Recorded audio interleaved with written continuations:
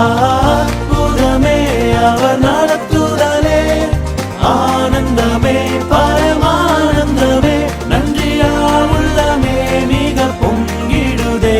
நாம் அல்லேலூயா துதி சாற்றிடுவோம், நன்றியால் உள்ளமே மிக பொங்கிடுதே.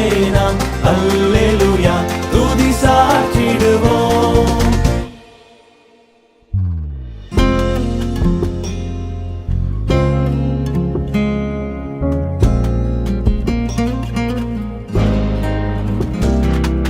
கர்த்தர் செய்த உபகாரங்கள் கணக்குரைத்து எண்ணலாகுமோ?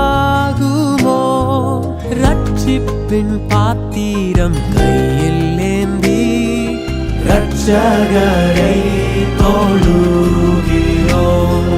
தேவா பிரசன்னம்